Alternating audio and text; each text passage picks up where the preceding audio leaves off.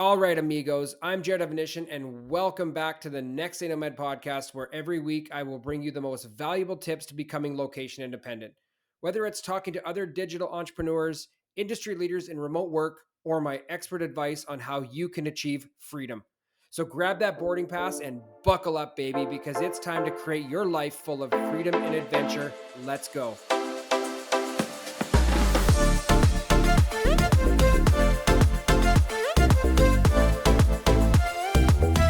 Complaining about a problem without posing a solution is called whining. And that's Teddy Roosevelt. And that couldn't be further from the truth. In a society where everybody expects handouts, all they do is complain that they don't get enough. And I say create your own wealth, create your own freedom, and stop complaining and start finding the solutions to do things yourself. Welcome back to the NextDay Nomad Podcast. I'm your host, Jared Definition. Today we got another exciting episode. Today I have Alex Napier-Holland. I hope I got that correct. He's been an industry leader in the copywriting industry and has been in sales and marketing for tech companies for 14 years and has been a remote worker for the last 7 years, currently residing in Algarve, Portugal. So welcome to the show, Alex. I'm excited to have you on. I know we briefly talked about some topics, and I'm excited to dive in. Thanks, Jared. I'm really happy to be here too.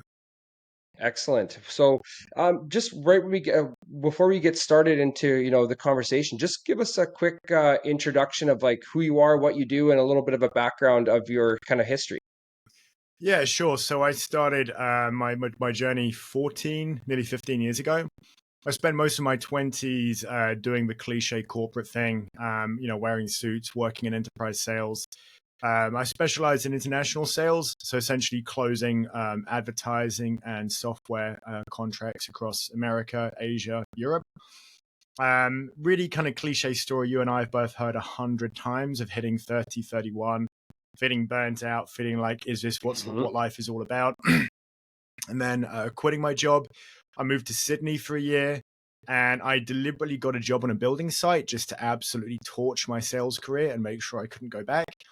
And then I switched to marketing. I worked in a creative agency. So I went from a senior sales position down to a junior marketing position. Quickly rose up the ranks while working remotely, moved to Bali, and from there set up my own agency. And for the last 7 years, I've been focused on initially content marketing for tech companies. And the last 4 years, I've done nothing but landing pages. So researching, strategizing, and writing landing pages for predominantly software companies. But I've also worked with an autonomous vehicle brand, an electric skateboard company, essentially helping companies to either increase revenue for existing products or to launch brand new products as well, which is obviously exciting to do. Collaborating with designers, interviewing stakeholders, pulling together conversion and messaging strategies for technology companies, and then working with design teams to create the landing pages that sell their products and drive more revenue.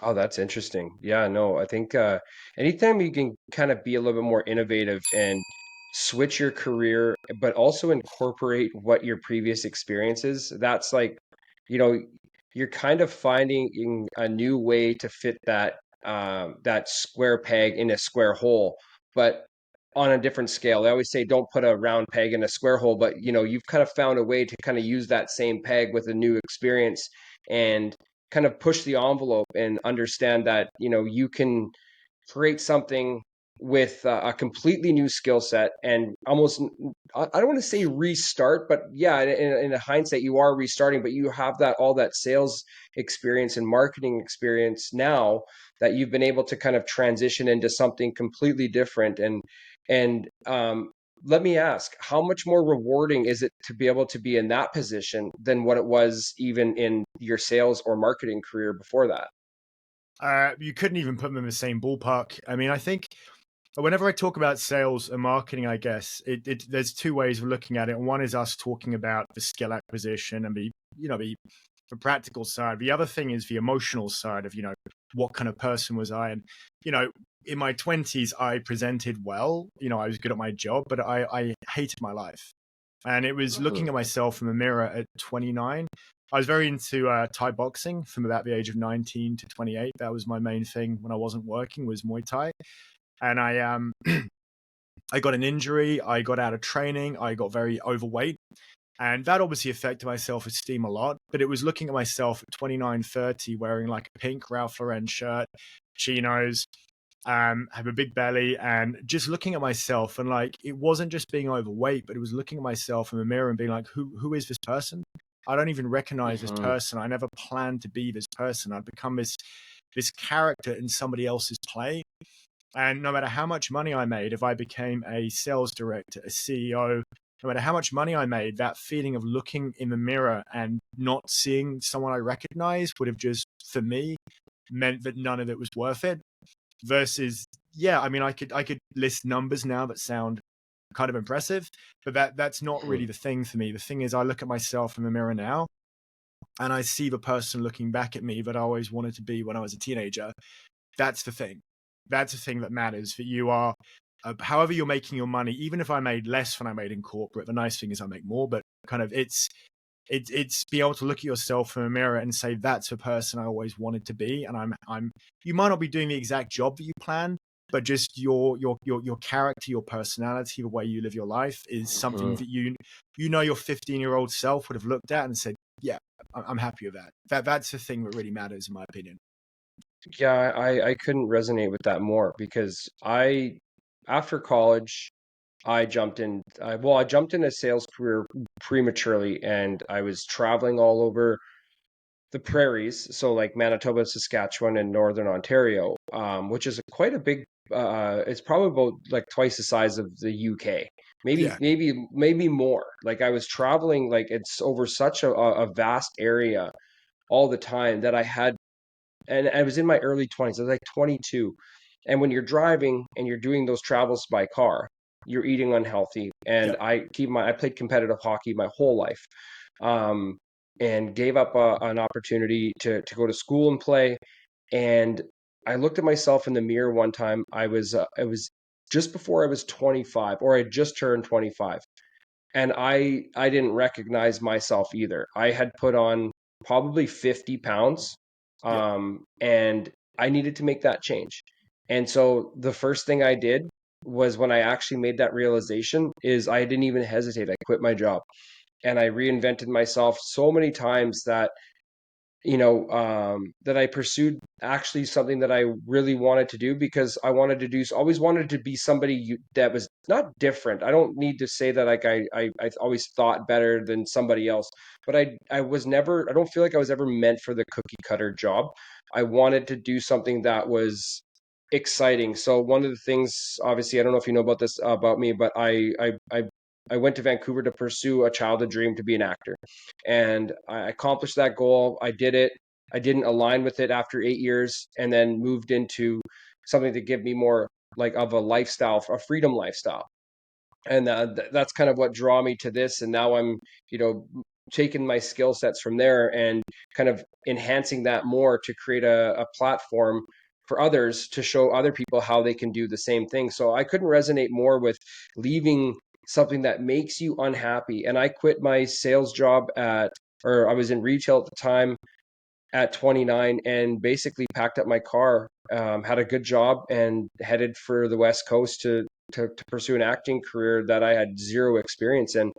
And it was absolutely terrifying. But if it doesn't scare the shit out of you, then is it really worth living, right? Like, you need to be scared of the things to have success.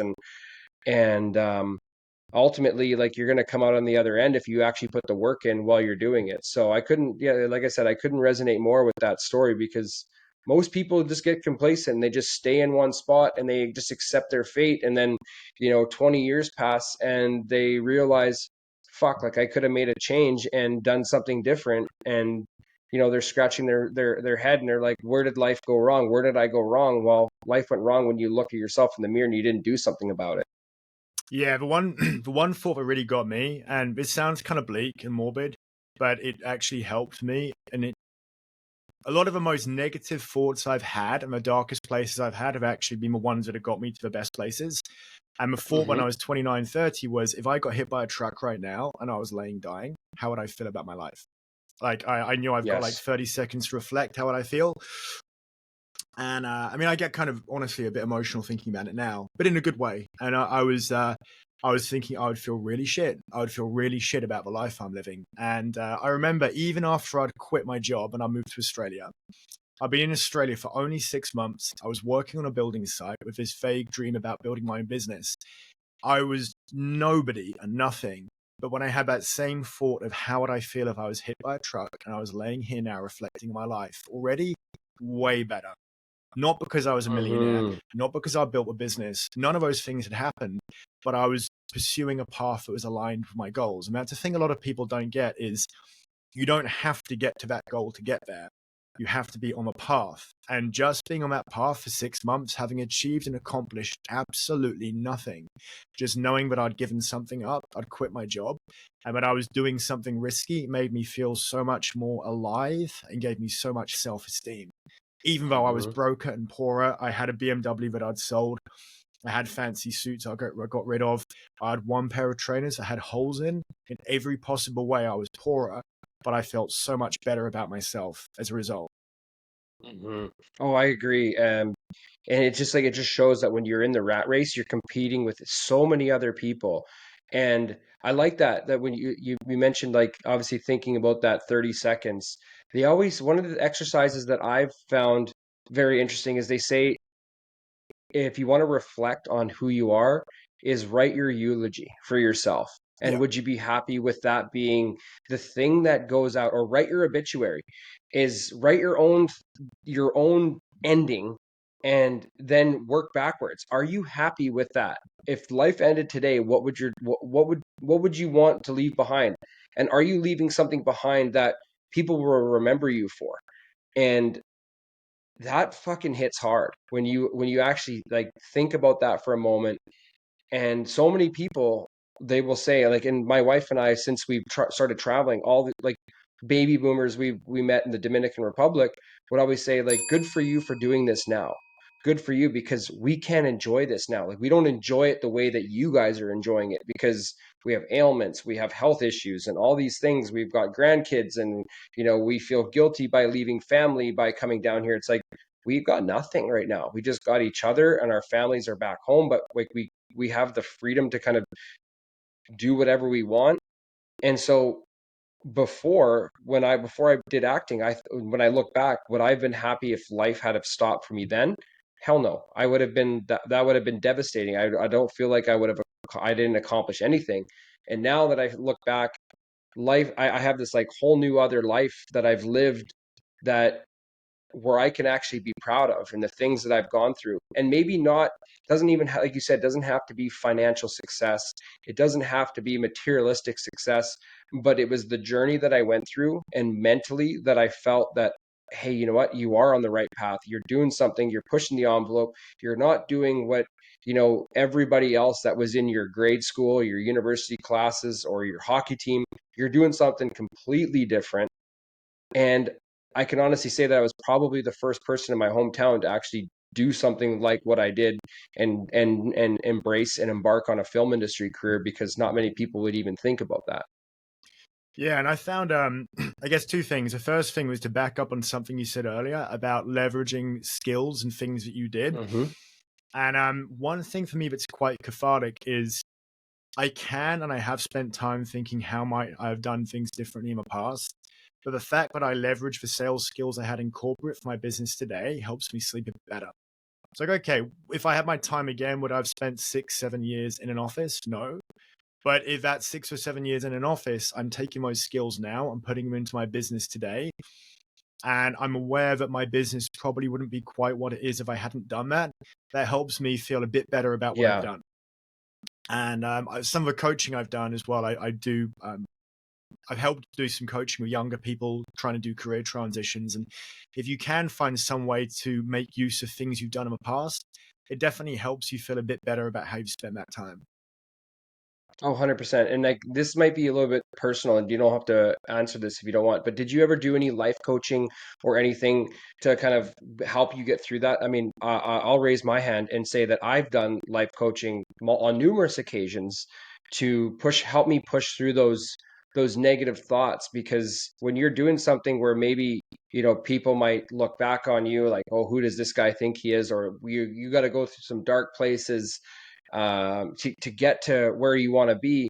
Did you do any of that? And if you did you find that how was that experience for you? And did it help transform and maybe speed up the process to kind of get you through that transition period? Not life coaching. I did a lot of therapy. I mean, so Yeah. sharing things. It's not something I talk about at all in business. In fact, I've never mentioned it in business, but it's more something I guess I'm sharing because people tend to look at guys like you and me where we're both in good places. Our careers Hmm. are good. We're both in great shape. And it's quite easy to look at someone in that position and think they might have had it easy. I mean, I grew up in a broken home. I had a very violent father. My father was arrested for domestic violence. My childhood wasn't great. It was not fantastic.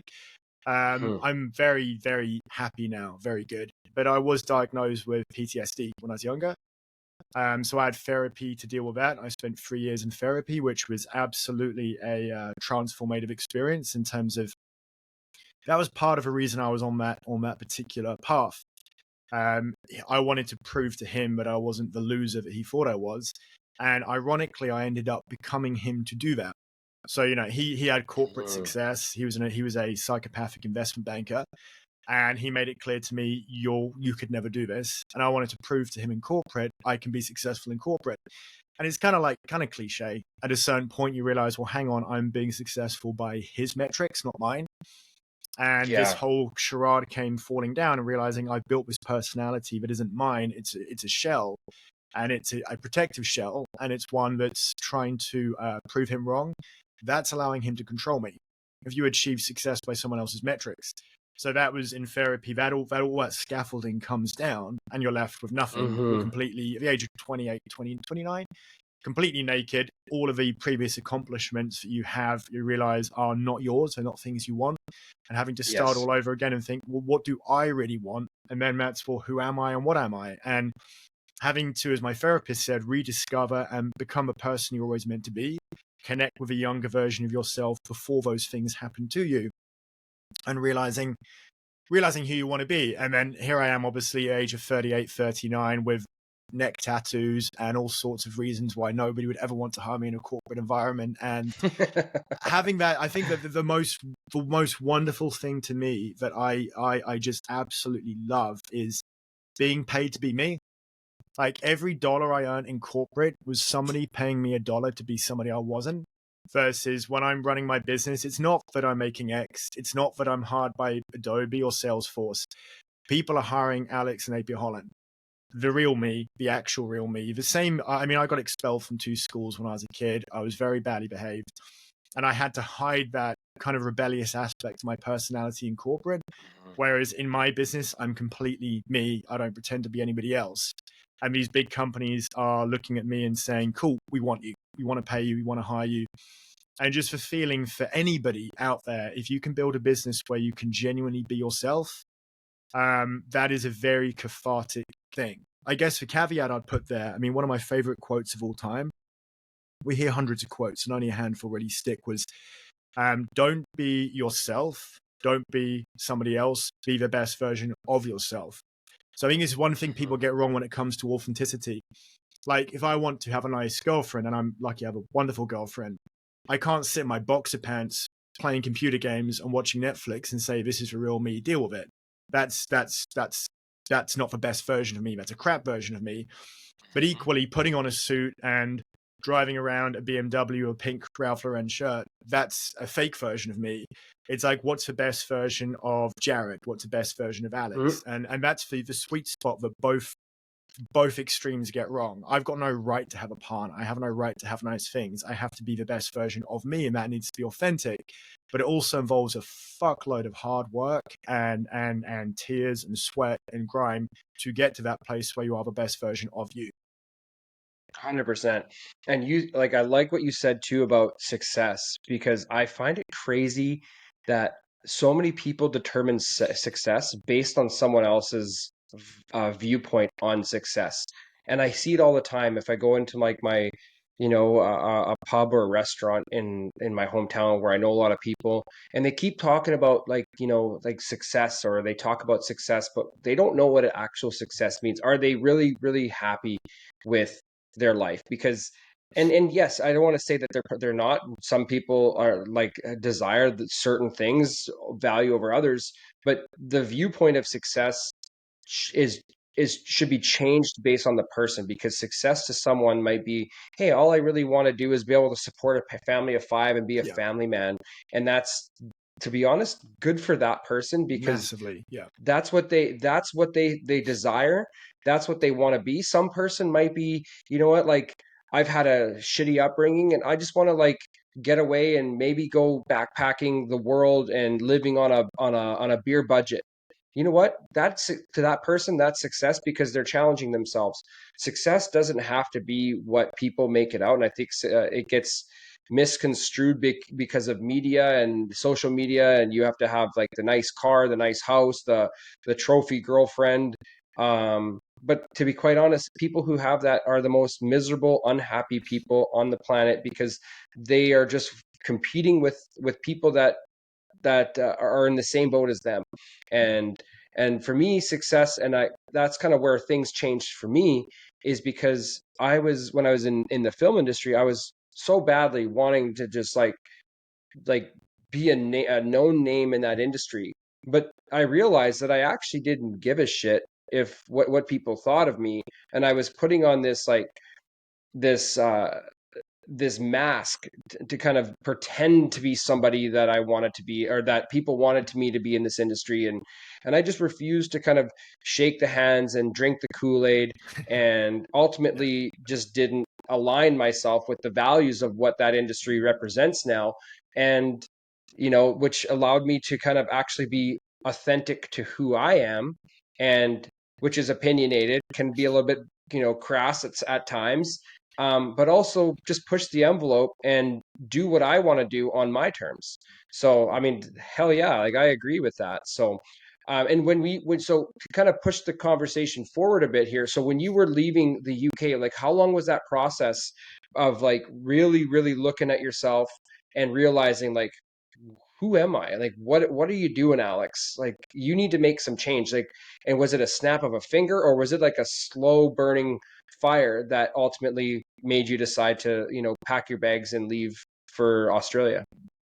It was a bit of a slow burn. I mean, I essentially had got myself into a situation where I bought a nice fancy apartment, and I'd bought that and thought that obviously once you get into this apartment, you're going to be happy. You're not. And then you go and, or I go and buy furniture. The whole opening scene of Fight Club, just that. And the crazy silly thing is, Fight Club was already one of my favorite films, and the level of cognitive dissonance was such that I did not see in real time I was jacked. I was doing the IKEA furniture. I was painting all the rooms, thinking that once I get this piece of furniture, once I get this finished, I'll be happy. You get the entire thing ready, and then realize, nope, still not happy. And I had a little bit of a breakdown. Went into therapy, and I was actually, by good fortune, I had quite a bit of international travel, and that was the thing that kept the fire going for travel for me when Hmm. I went off on these trips. And I was in Singapore, and I had this kind of revelation over, this is where I want to be. I hadn't been to Asia in quite a few years. I was sent to Singapore, and I just had this like epiphany. And That's why it's quite a special place for me. You've probably been to Gardens by the Bay. That's like a place in Singapore that I really like, and that's why I have this epiphany that I need to be in Asia. And I came back, and it was a year. I basically came back, made the plans. I had to wind quite a few things up, and it was a year later, at the age of 31, when I flew out and left. So it wasn't super quick, and it doesn't need to be quick as well. But yeah, 31, I flew out to Australia. Good for you. Yeah, and you know what? Change doesn't have to happen overnight. Change just needs to be you understanding deep within that and acknowledging it and being open to it. Yeah, And I think that that's where a lot of people fail, is that they know they need change, and it's like being in an abusive relationship, that you just don't get out of, or being in a negative work environment, and whatever it is, people don't realize that you don't have to make the decision right, or take action right away, but you just need to acknowledge it and create an action plan. So and whatever. And the timing is always different for everybody else. There's logistics that come into play. Like for me, it was the slow burning fire of like realizing that I was 50 pounds overweight. Um, and looking at myself, and then like obviously playing sports my whole life, like just like you were in Muay Thai kickboxing. I was a high level hockey player, so like in very good shape from the time that I was like 10 till my 20s, early 20s, till I turned 20, and then just completely let myself go for 2 years. And you realize, okay, yeah, like I need to make that change. But for me, it was like a snap of a finger, because like I didn't realize it. When I realized it, I was like, holy shit, like this is scary.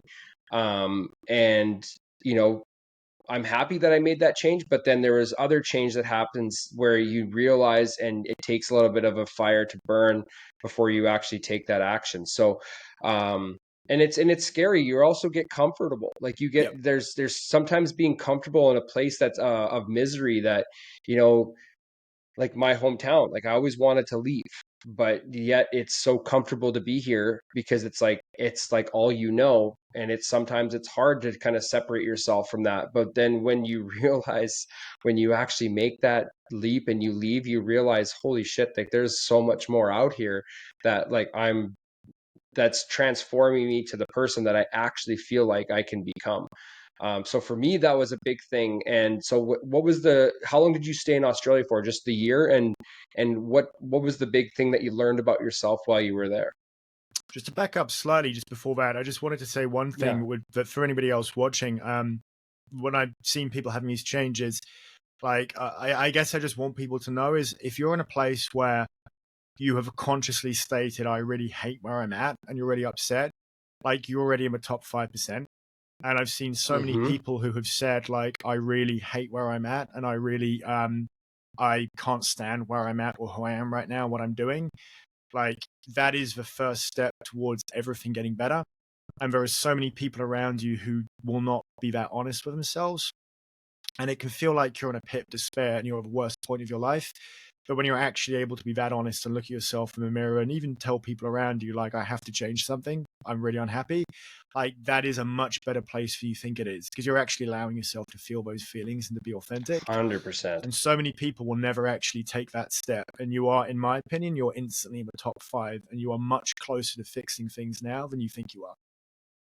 That couldn't be further more from, or sorry, closer to the truth. Like it's so close to home for me, because I feel like I 100% agree with that, because I see people that know they need to make change, and they are more likely to make those changes because they have to live with it now, and they have to go day to day knowing that they have to make change. Yep. And sometimes making that change for them is, everyone's schedule's different, and Yep. sometimes, like I said, they'll make change right away. Sometimes it might take a year to 2 years, but at least the boiling pot is on the kettle, and it's starting to get hotter and hotter, and now eventually that breaking point is closer because they're more aware of it. And you know, it might lead them to rock bottom. It doesn't have to, but it might lead them to rock bottom where ultimately they will make that decision. So, and I couldn't agree more with the 5%, because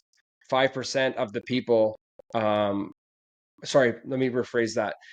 The people that are living in that 5%, it's terrifying to come to terms with it. And Mm. when you do, it's scary, and some people will kind of deny it because they don't want to go into those uncharted waters. But I fully believe that when you do go to those waters, it's a huge weight lifted off your shoulders. I'd Massively. rather be in those waters than being, in quicksand. I'd rather be in uncharted waters, because at least there's a little bit of a light at the end of the tunnel, that you can realize that, hey, I ultimately, it's up to me to make that change, and nobody else can do it for me. And that's why, like, today's quote is perfect for this, because you know complaining about a problem without posing a solution is called whining. And I find that a lot of people also live in that realm as well, where they complain about life, and they complain about life, and but it's always poor little old me, Yep. but not looking at within, what are you doing to change it? And when people actually realize that they have the power to change what their circumstances, that is real power. And that's real growth and real strength. And I think it takes a little bit of time for people to get there. And once they do get there, it can be a lot more of a happier place. But and that's like that leads us into this next topic is people obviously people complaining and not, kind of the poor little me syndrome, but then it leads us into like how our government kind of allows this and Yeah. and kind of gives us this incentive to have these handouts to not have change and just kind of like become a worker to society and get in line. And obviously you and I briefly spoke about like an article about how like, governments are kind of killing innovation. And actually that's what actually drew me to you is you made a post on a Facebook group that really drew my attention about the UK because that ironically that week I read an article about in Vancouver about Chip Wilson, the founder of Lululemon, who was speaking out against the socialist government there, talking about how they're killing incentive and killing jobs because the person who's actually taking all the risk is almost being hand slapped for taking that risk and try to create something which ultimately is going to give more jobs to society. So what do you think about how society is like breeding workers and killing innovators? Yeah, I mean, there's much to unpack. I mean, I think there's these long-standing philosophical discussions around fulfillment and around what it is to have a good life, and around very much around the balance between having a state that enables people and having some sort of a safety net. So if people fall to the bottom of society, they struggle with drug addiction, they're born into poverty, I strongly believe that there needs to be some kind of a safety net for them to get out, versus the other extreme, which is where you are too permissive and you make it not just too easy to lose, or sorry, too easy to not try, but actually reward people for not trying as well. I do think that there is another factor that needs to be worked into that as well, economically, which is obviously the post-2008 quantitative easing, heavy printing of cash. For those of us, even in the private sector as well, there's been this false sense of money being easy, of cash being thrown around. And anybody who has any serious background in economics knew that this was a short-term situation, that we were kicking the ball down the road. And obviously of COVID and us shutting down the economy globally, that there is going to be a price to pay. And we're feeling that price right now. What is happening in the economy right now, job markets, isn't any particular surprise. It's something a lot of people have seen coming for a while. And I think certainly what we've had in tech has been a lot of cash floating around, and within that culture, even in the private sector, where people are not expected to perform necessarily. It's very easy to hire. It's very easy to create jobs. People don't have to demonstrate they're adding value in their jobs. And we've seen a lot of, to my mind, a lot of the stuff around DEI programs, a lot of the woke politics going on that is absolutely a symptom of a society that doesn't have any serious problems and is trying to create them. A lot of cash being thrown around at programs that are now being cancelled. Microsoft has cancelled its DEI program. 5 years ago, that would have been unthinkable. Microsoft have done this. Obviously, many companies in the crypto space never played that game at all. And I think what we're seeing now very much in the hiring workplace certainly is a shift towards people having to really prove they have a right to be there. I don't have a right to have a job in marketing because I've got a marketing degree. I don't.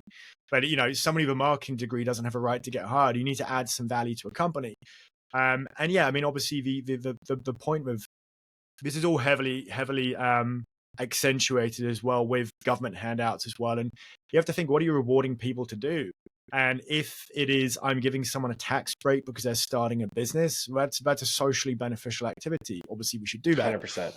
When you're rewarding people to sit at home and do nothing, I think my stance on this, you have to unpack a lot. And there's a kind of an existential question around what is a good life? Is a good life sitting at home on benefits? No.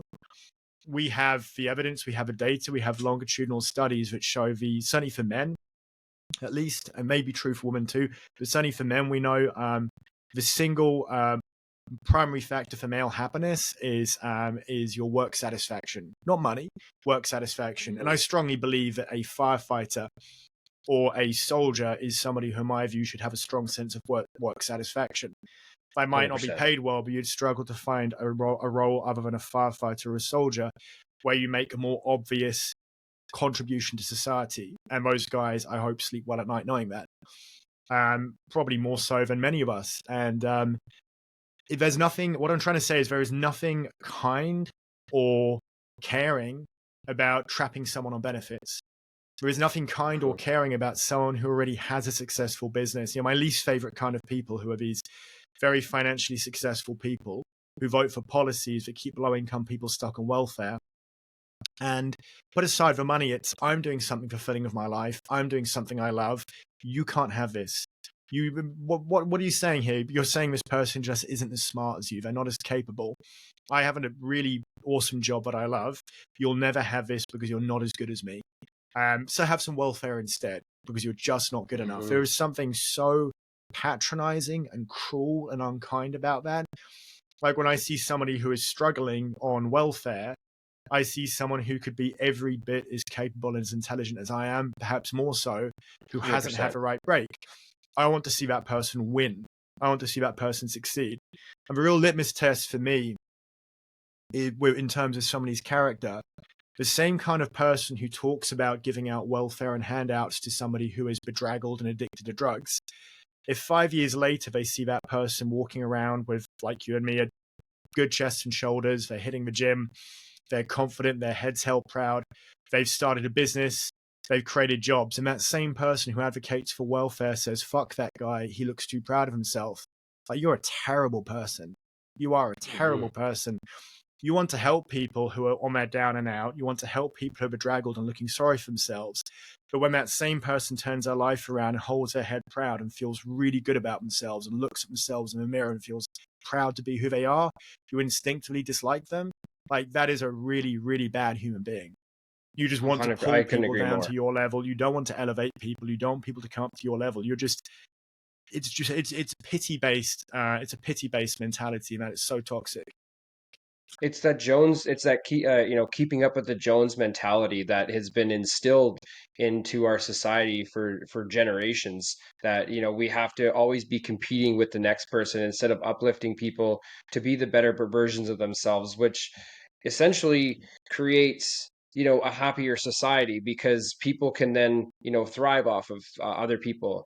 Like for me, like I want to be in the room with people that are levels beyond where I'm at, because then I can elevate myself to their level. I don't want to be in the room with a bunch of people. They say show me your friends, I'll show you your future. Well, it couldn't be more more true in this regard.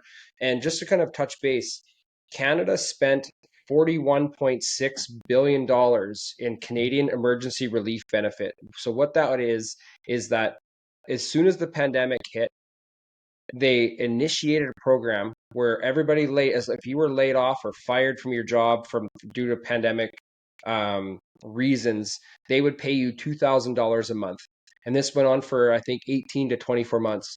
And so we have a population of just around 40 million people, or maybe give or take a minus or negative a million or two.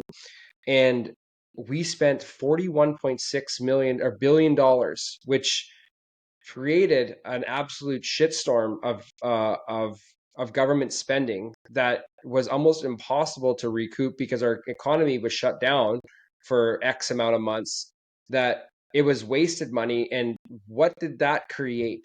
That created laziness in our society, where people then realize, I don't want to work. I don't want to go to the office. I don't want to go and, work on the oil fields or do any of the things that the hard labor jobs that they were doing. It killed everything. And then what happened with that is that we didn't have workers because it created this laziness, and it created a massive influx of our immigration system where I think in 2 years, we brought in something like 2 million like refugees / immigrants into our country, which created a massive housing crisis. So it's like, I couldn't agree more, because we have it's stupid decisions that have killed innovation. We've killed innovation. We've made everybody reliant on government handouts, where people don't necessarily want to do the jobs, and then we're bringing in foreign workers to do those jobs. and then it's killing our housing price, our housing market, and who knows what the next thing that's going to trickle down effect is. But that's where I've seen the last few years, and it's ultimately time to have some change and where we can get back to, being the once prosperous country that we were. And I think we're the furthest thing from that. Yeah, I mean, there's that quote from David Goggins, I'm sure you're familiar with too as well, which is the one thing in all of this, from a completely selfish point of view, is it makes it very easy to succeed. And I Yeah, mentor I mentor younger people, and I would say there are definitely trends regarding younger people being entitled and not having there being an unwillingness to do the work. But there are some amazing young people, and luckily the younger people I work with are, I mean, there's a bit of a filter effect. The fact that they are reaching out to me and looking for help and wanting to get mentored puts them in a small percentage anyway. And I deal with some really, really bright, industrious, ambitious young people. And it's never been easier for people like that to stand out in the job market. 100%. So easy. Yeah. And you know what? The Gen Z, or sorry, not Gen Z, the Gen Alpha, they're the ones that are going to really push the envelope because I think the education system is changing. I think we're going to, I think it's been exposed that Yeah. these pointless degrees are being out there. And I think you're going to see this Gen Alpha realizes that they don't have a future. So I don't know about maybe in Europe, but I see it in um, on the American side that this Gen Alpha, they realize that they have no future with what was currently going on over the last 4 years. There's no innovation, there's no jobs, the market sucks.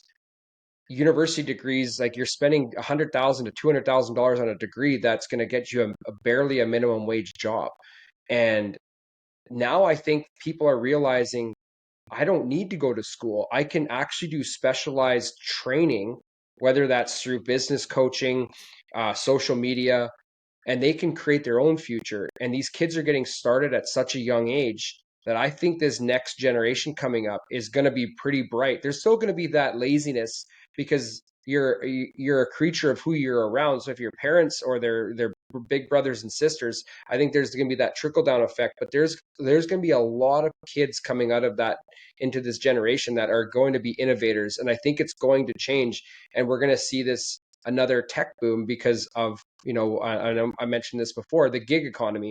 And I think that that's going to create, and these kids are going to realize they don't need to spend $100,000 on university education and taking bullshit courses that they don't need for that specific degree, and they can put all their time and energy into a specialized field, which you and I have spoken about how become so good at one thing that you become an expert at that one thing, and people will pay you a lot of money because you are an expert in that one thing, and they will save in a 4-year degree where they might spend 100,000 to 200,000. They might come out of it making 100,000 to $200,000 because they're now considered an expert in that field. And I think that that's where things are going.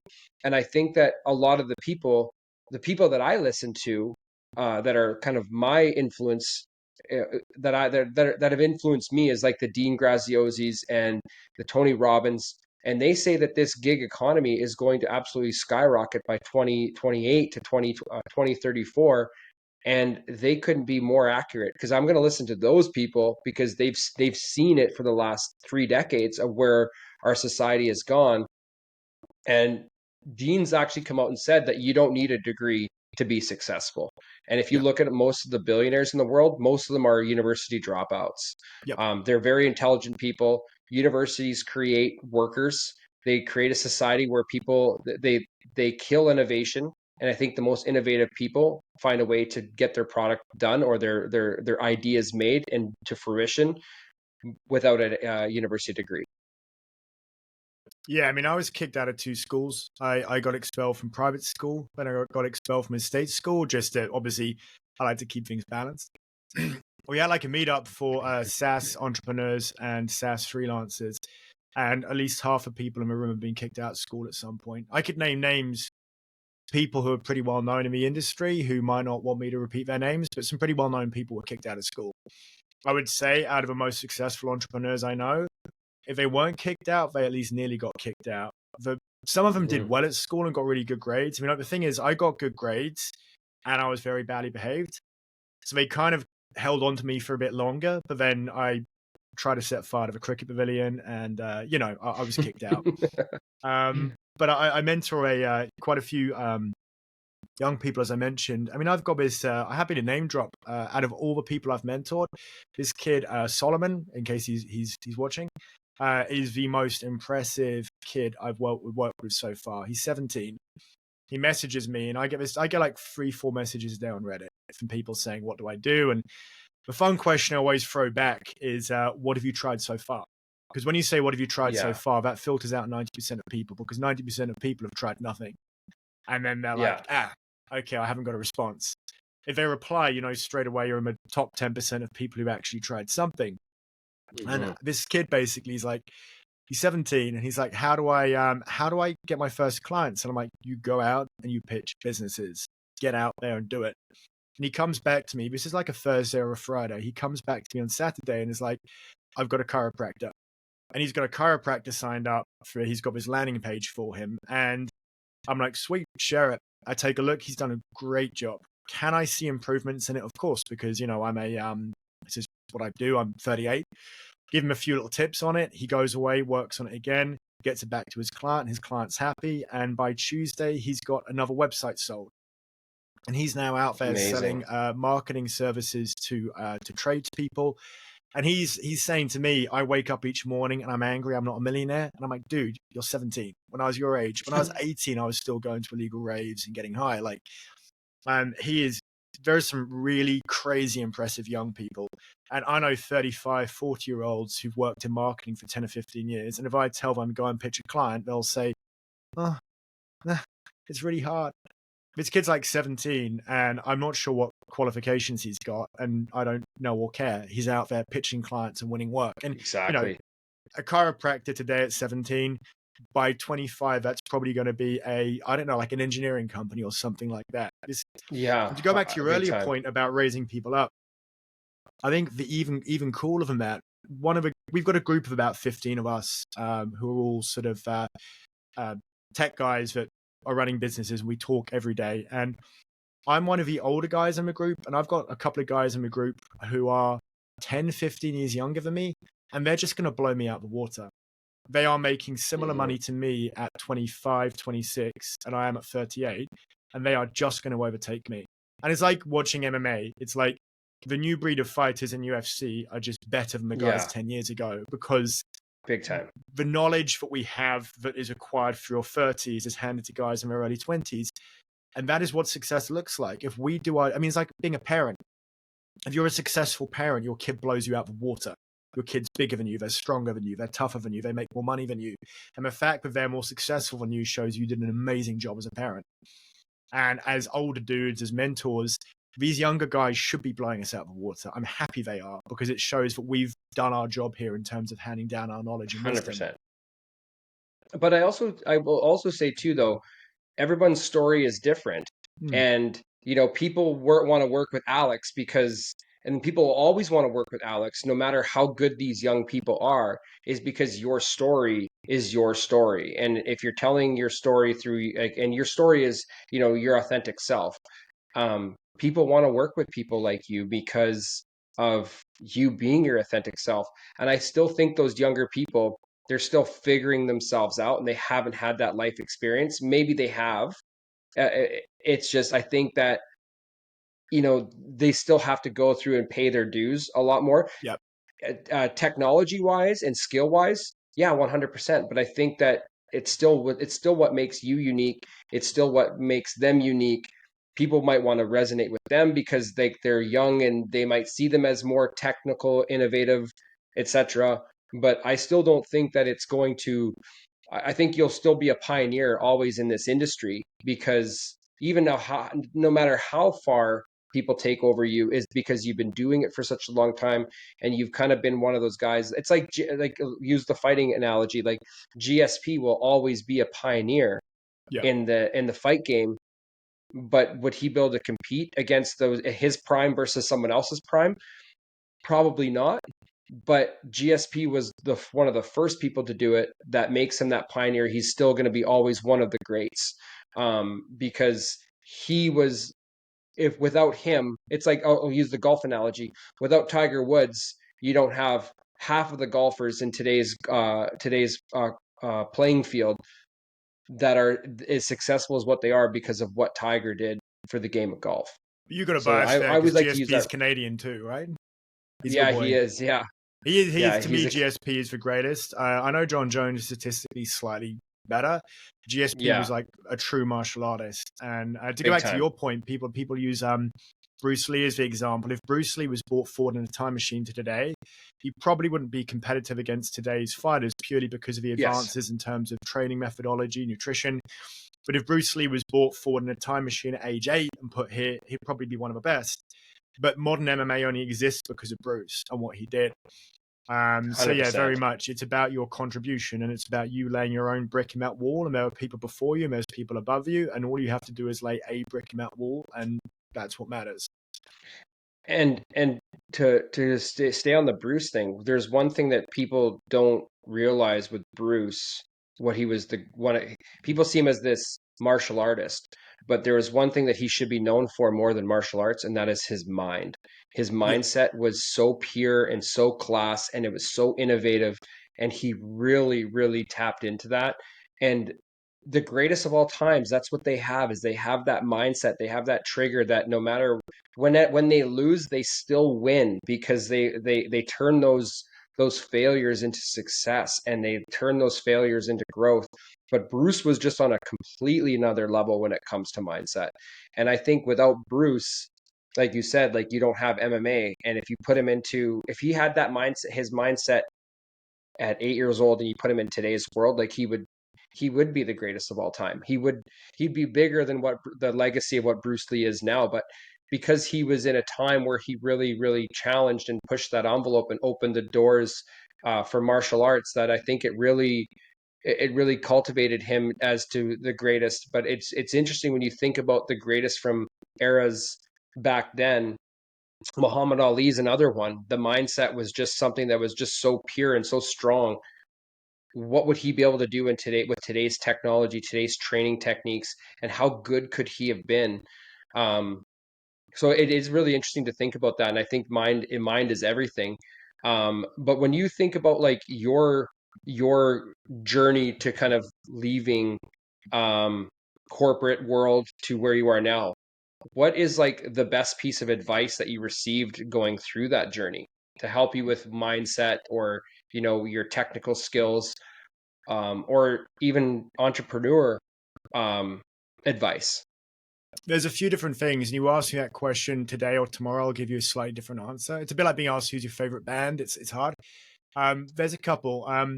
One that really stands out for me was the concept of deep work.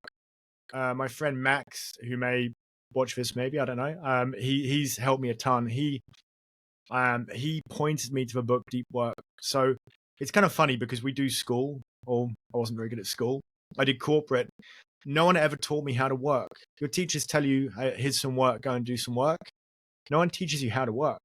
No one teaches you how to Mm, actually do that. Well, I was diagnosed with ADHD when I was a kid, and that was something I found hard. And I remember being in Hubud, famous co-work space in Ubud. Hubud no longer exists. And my friend Max saw me working. I'm doing the inverted commas sign for anybody who's not watching. Spending 10, 12 hours a day at my computer, just grinding myself into the ground and just working what would be on way beyond when I should have been working, and having really low productivity. And I was just clocking up hours. I had this idea that you had to work 8 hours a day because that's what you did in corporate, which is obviously total BS. And Max pointed me to the book Deep Work, and the concept of work in terms of quality rather than quantity. The importance of being able to, the skill set, and it's a skill. It's a skill that takes real time to develop, to be able to really, really focus. And that's a slightly different set of rituals for different people. For me, it's a combination of physical fitness. Like, you cannot be a great creative person if you are physically unfit. People are going to push back. People are going to point to various like creative people who haven't looked after their bodies, I'm going to push back and say they would all have been better if they took their fitness more seriously. Like the body, the mind, the links between those two, you don't get to argue that one. For me, there's like techniques, like I have certain types of music. For me, that's minimal techno. Getting into a certain headspace where I might sit down and do a 2.5 hour sprint, but like the intensity of that sprint, you know, you turn your notifications off, you have the particular type of music or not. Some people get on better without it. Maybe coffee works for you, maybe it doesn't. And just having an awareness over how focused your work sessions are. And if you can do 2.5 hour focused work sessions, that's 5 hours of work. That is a really good day. If I do a 1 3-hour focused work session, that's pretty passable. That's pretty okay. I mean, I do a bit of admin. 2 focused work sessions is a really good day. And in the book Deep Work by Cal Newport, which I, especially if you have ADHD, anybody should buy this book, but especially people with ADHD. He says, and this guy's got the record for the most amount of papers published in the field of computer science for anybody his age. He's like a master of productivity. And he says, we can do a maximum of around 5 hours of creative work a day. If you think you're doing 10 hours of creative work a day, you're not doing 10 hours of creative work. You're doing 10 hours of tasks.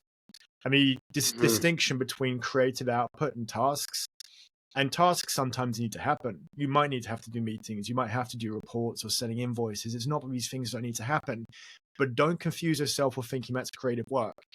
And if all you're doing is tasks, you're not moving your business forwards. I have to get in that 2.5, 3 hours today as a minimum, ideally 5, of actual creative output to be doing creative work. And a lot of people, particularly in corporate, and this is a really funny thing, we talk about the state of work. They've got like meetings. I look at the calendars of some of these people, and there is no way you're getting in creative work when you have 3-4 meetings punctuated throughout the day. I mean, I'm not just pro remote work. I'm very pro async. I'm pro people being given big periods of time where they're left the fuck alone to focus and get things done. So yeah, there's one piece of advice. It would be to understand and focus on the qualitative nature of work. It's not about hours worked. It's about the intensity of work and how much you can get done when you learn how to really, really focus. And like, you know, you're not like this. Like you are upright, you're focused, you've got the body language, you've got the poise, you might need to stand up. But like there's some real aggression. Like I'm absolutely going to kill this piece of work. Like this is a fight. I'm gonna choke this piece of work out. I'm gonna break its nose. I'm gonna absolutely smash a ball out of the park. Like if someone else in your field is bringing that kind of aggression to their work and you're lying back on chill mode, like good luck beating them. Oh, you're not going to beat them. But there's something to say about when you get into that mindset and that mode, that rhythm, and you start working and 3-4 hours pass and it feels like you just started, but you just look back at your work and you're like, holy shit, like I just smashed that out of the park. There's no better feeling because time it feels like time has stood still at that point because it doesn't feel like you just worked maybe 3, 4, 5 hours, but you were just so in tune with what you did. You don't even feel exhausted by putting in that work. You feel accomplished. And there's a difference between feeling feeling accomplished or feeling drained. There's a completely difference. It's not, it's a night and day difference. You don't feel like you work. It's we're doing that, working smarter, not harder. It's but it all starts with, like you said, physical fitness. Morning routine is so fucking important with that, because if your routine is not there and you just like roll out of bed and jump on your computer, I also say good luck. You need to like do things and take care of yourself. Go for a walk, get that sunlight, eat a nutritious meal. Like people don't realize, and that's where, let's go back to government killing innovation, or corporate America, or corporate world killing innovation. Having you commute for 2 hours to get to a job, that is, though you're killing your most highly productive time in the day by making that person commute to work. Commuting to work just made me feel like an absolute loser. And I'm not, to be clear, I'm not calling anybody who's commuting to work a loser. I respect anybody who works hard. I feel bad that people who are working are forced to do it. I've been there. I've got out of it.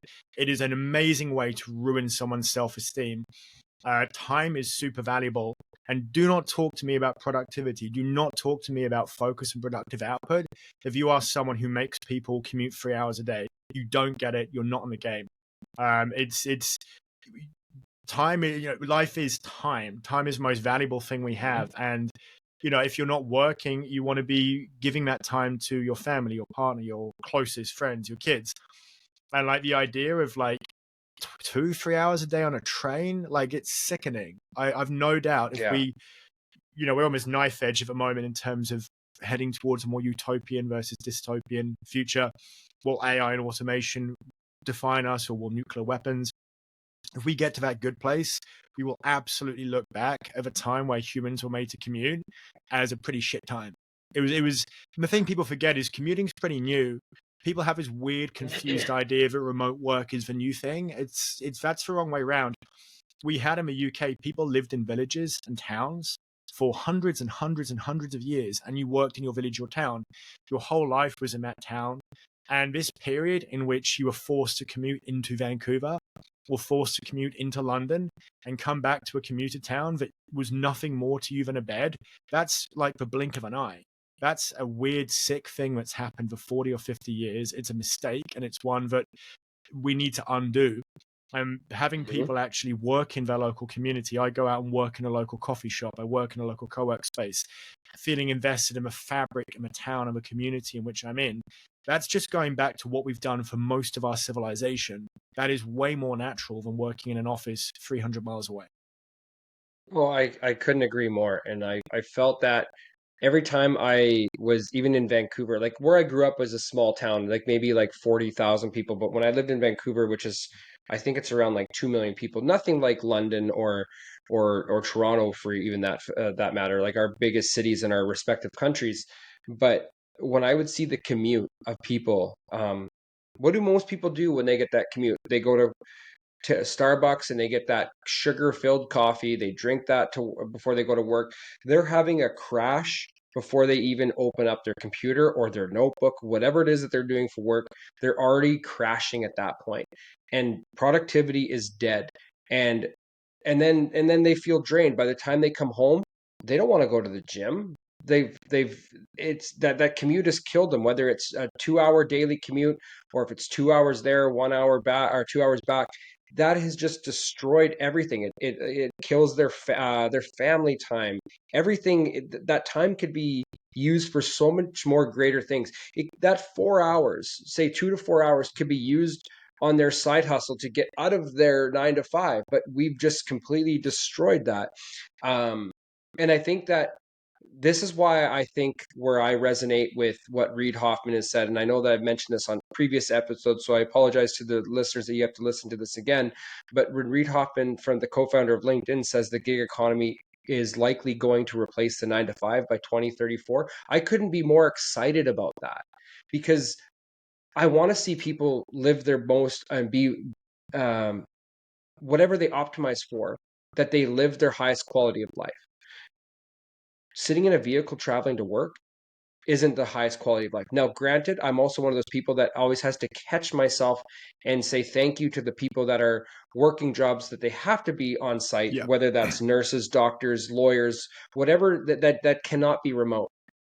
I want to say thank you to those people, because that's a tough job, and you don't have the privilege of working remote. But if you do work in a position that can be done remote, be prepared to get to that point where you're going to be allowed to, but also start preparing yourself in terms of what type of skills you need to be able to be successful working from home, because not everybody has those skill sets. And some people have that laziness factor where it's like, oh, I'm going to roll out of bed and just like sleep an hour longer. And that it is a skill set to work remote, and it's not for everybody. But I do think that this new gig economy that we're kind of in, this new revolution, I do think it's going to take over. I do think it's going to make a huge change. I think AI is going to speed that process up, Yeah. because certain things are going to be eliminated. And it's now it's time to start thinking about how you can position yourself to kind of take advantage of that. And it's like, and I'm not huge into crypto, but it would be like buying Bitcoin in 2010 right now. Is like, is that now is the time to really focus on how you can take advantage of a revolution before the revolution actually happens. Yeah, absolutely. Just to slightly back up, the whole point about people who can't work remotely is interesting because I'm a paramedic I spoke to, and he said that during the lockdown, and obviously the lockdown sucked, but how easy it was for him to do his job and how much harder it is again now. Doctors and teachers and nurses can't escape cities. How do we help them by clogging up the transport infrastructure and buying the property they need? My buying power over nurses is big. Like, how does it help a nurse for me to buy the house that she needs to live in? If all of the tech and Yes. media workers get the hell out of cities and say, hey, sorry, you people need to be here, we don't need to be, have the housing stock back. Will housing stock drop in price? I don't know. It should certainly stabilize. There's nothing helpful about well-paid media and tech and finance people swallowing up about housing stock. So even for people who can't work remotely, remote work is a win because we spread out and reduce the demand on housing stock and infrastructure. But totally agree as well on the on getting in at ground level. So I mean, I got into this at 2017, and I got in when people were laughing and mocking at the idea of remote work. And it's not just remote work, but just the whole concept of working for yourself, full stop. And why would you quit a stable corporate job in 2017? And you fast forward to I struggle to keep up with the years now. When COVID happened, which would be what, 2020 now? 2020, 2020. Yeah. yeah. March 2020 is when everything shut down. And I don't like to gloat. It was horrible for a lot of people. And it was horrible to see people suffering. My business was really good during that time. It was like I didn't plan any of this, but I was where the hockey, to use the Wayne Gretzky quote that was recycled by Steve Jobs, I was exactly where the hockey puck was going. Hockey analogy for you Yeah. there. And I didn't plan COVID, but I was going to this strange place of remote work. And suddenly everyone's like, oh gosh, we have to work out how to work online and how do we collaborate? And I'm like, well, I've been doing it for 3 or 4 years. Do you want to pay me and hire me? It was a really good time for business. And it's still very much in its infancy now. And I think like every new technology, you have that initial peak of hype, then it comes down again and people think it's a crash and it's gone away, but it hasn't gone away. The hype peak has disappeared, and then you have a sustainable curve upwards. And we've had the hype of remote work, and now we're in this. It looks like it's reduced heavily, and it kind of has, but it's going to keep growing.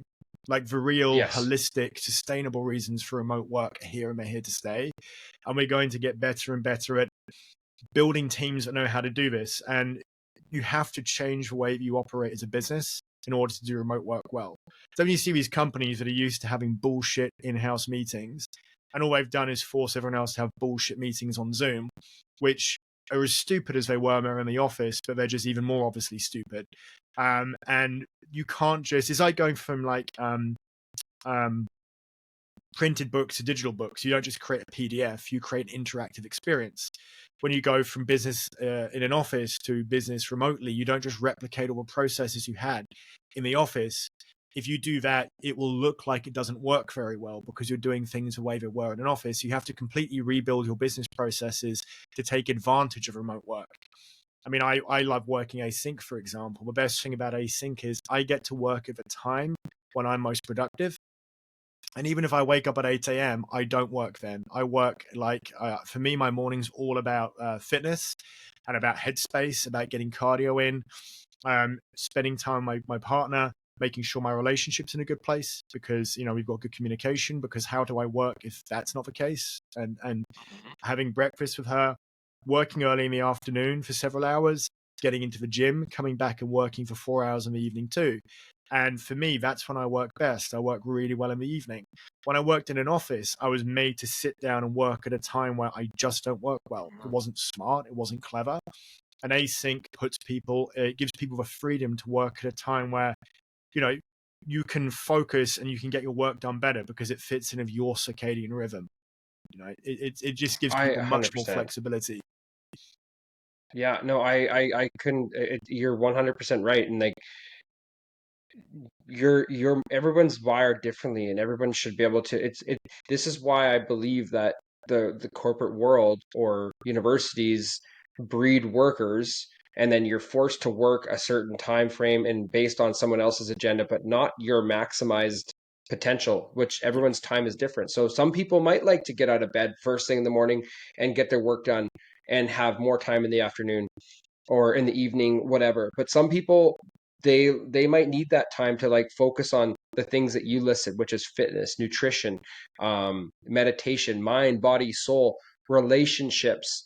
Um, people, you need that to optimize your highest quality of life, because if you don't do that, then you're going to work and you're thinking about all kind of like the exterior of what you're supposed to be doing, and you're not tapped into everything, because everything, all the outside noise is still trickling in, which is Yeah. going to affect your work. So that's 100% true. Now, I do think that that the times are changing, and I think we're still in this like early stage revolution of remote work. The back to work thing it really kills me when I see companies like Amazon and these and I don't even know what other companies are doing this back to work protocol where they're calling like 20,000 people back to the office, that have been working remotely since 2020. I think that's a disastrous move. I think they're going to realize that they're going to lose a lot of their top stars, and they're going to go to the tech companies It's that happening. Do you are, see a study 2 days ago? There's a new study that yeah. just came out saying that their back to work mandates are killing, they're losing the highest performers. So you're exactly right. Well, Amazon alone, they had a Slack channel that had 22,000 people that planned a walkout on in their offices Good. across America.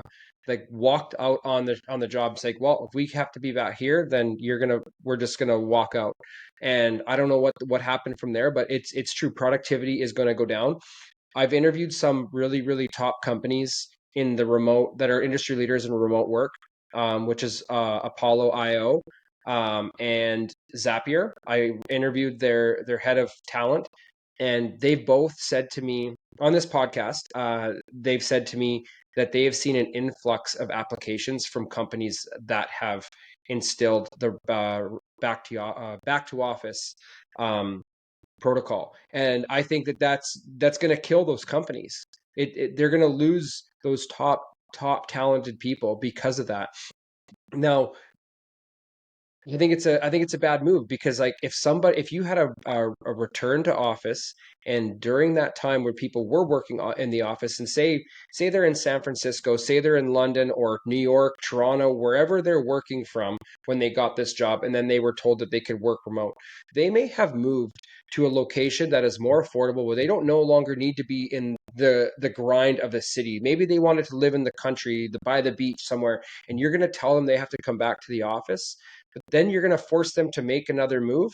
Those people are going to choose their freedom. People don't really realize that they don't need to make that kind of money anymore, because they're not overspending on shitty real estate that they don't need, a lifestyle that's been unhealthy to them, commuting to work on a train system or stuck in traffic.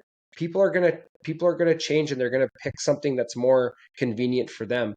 So I think it's a bad move, and I'm excited to see what happens with those companies. I think they're going to instill remote work again, because over time, I hope it's sooner than later, because it's good for the industry, it's good for innovation, it's pushing the needle forward, and it's good for you know what we stand by. And I think that ultimately, like, we want to have people with in a world. So let me rephrase this too. In a world where we care so much about mental health, these companies should be focusing on people's mental health. And if mental health is deteriorating because we're spending time in traffic and bullshit meetings in an office, then let's take care of people's mental health, and we can hire workers, and they can work remote and be more productive, and you'll see more results. I think also there's a real logical bias here that pops up in every field, which is the tendency to copy people who are at the top. So Mm-hmm. we see this all the time. I mean, we're not talking about marketing skills specifically today, but the problem with startups that copy websites for established brands is one of my favorite topics. So you shouldn't copy the website for Apple. That works for an established brand. It doesn't work for you. Yeah. When you see really wealthy people who work 3 hours a day, and it's like, dude, that guy worked 12 hours a day. I mean, I said earlier, you can do 5 hours max for creative work, but there's usually other stuff you have to do as well. You have to do lots of admin. Yes. And you get, and also some of us have had periods of our lives where we have worked kind of in a way where we've damaged ourselves too, which I would not recommend, but I have been there. Yeah. I won't do it again. My point being that the way that people build things is differently to the way that people maintain things. And you see that in fitness, you see that in wealth building. Do not copy people who are at the top. Copy people who are moving upwards. And so when we see companies like Google and Amazon and Apple doing return to work mandates, it's like those companies are so big, they can do dumb stuff and get away with it. That could be a really dumb policy, and they've got so much money and so much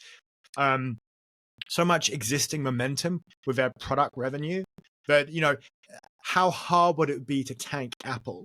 If I took over to Apple tomorrow and wanted to ruin Apple's company, that would be hard. They have a lot of pre-existing products and services. And so for you as a startup to say, well, we're going to copy the hiring practices of Google and Apple, that's like really stupid. You should be looking at companies in your space who are moving upwards quickly, who are not known.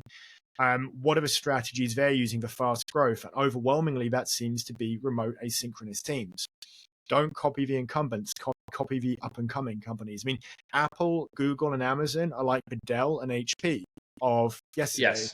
They are big companies, but people outside tech we don't want to work at Apple. We don't want to work at Google. These are huge established dinosaur players now. We want to work at the new up-and-coming brands. Oh, big time. And I think that you hit the nail on the head there, that those are the companies to model after, because you're never going to imitate companies like that. They're too big. Become those new brands. But Alex, this has been an unreal episode. I don't even think we hit half of the stuff that I'd want to talk about. So I think we got a part 2 that we have to kind of plan down the road here, because I think there's so much more that we could tap into. Unfortunately, like I have to kind of cut this short because I have to get on the highway to head to the city here. But honestly, like I wanted you to give me a quick little, how does my audience reach out to you? Because I feel like you've got so much value of information that I want people to be able to connect with you. Yeah, the easiest thing is you could follow me on Twitter, which is Alex Napier-Holland. My personal website, where if there's anything to do with remote work, any sort of tips like that, is alexnapierholland.com. My name's got a funny spelling. You've probably got it in the title. And then if it's anything to do with my work, like hiring me as a freelancer, that's GorillaFlow.com. Those were 2 different websites. And I'm always happy to chat about whether it's talking about the nature of remote work or talking about conversions for startups, either of those topics or any others. I'm always happy to chat about. And it's been a real pleasure to have this conversation. And every question, there's been like 5 different sub questions which we could have picked up on. And I'd love to do a part 2. There's a lot we have to talk about. Yeah, I think there's a lot more information there's so much more that we could unpack, and we should get that scheduled early in the new year, because I think that there was some major stuff that we kind of left out. That I think is going to push the envelope. It might be controversial to some people, but I think it'll be, candy to others. So I want to say thank you for coming on, and it's been a pleasure having you on as a guest. And I like these questions and conversations where we can push that envelope and be our authentic selves, because I think in today's world that's the most important thing, is we need to be more authentic to who we are, and not shy away from that. So I really appreciate that. And I just want to obviously just let the audience know that I thank you guys for listening and being a part of this journey. We're now almost 6 months in, and I couldn't be more excited where things are heading. If you found this episode insightful, please give it a share, a follow, a like. It really helps us get more exposure, so I can get higher guests and keep pushing the envelope and bringing in exciting people for you to listen to. So thank you so much. Also, just want to let you know, my wait list to my academy is now live. So if you'll click the link in the show notes below, there's exclusive. There'll be an exclusive discount for the people that are on that wait list. So please check that out. And just remember that Complaining about a problem without posing a solution is called whining. Just remember that you have the power to change your circumstances and just take that action. And as Alex and I have stated, that you are in the top 5% when you realize that you have a problem and you need to make that change. So that's all I got for you this week, everybody. Stay safe out there. If you don't listen before the holidays, have a great holiday season. And remember to be brave, be bold. And guess what? We'll see you on the road. Cheers.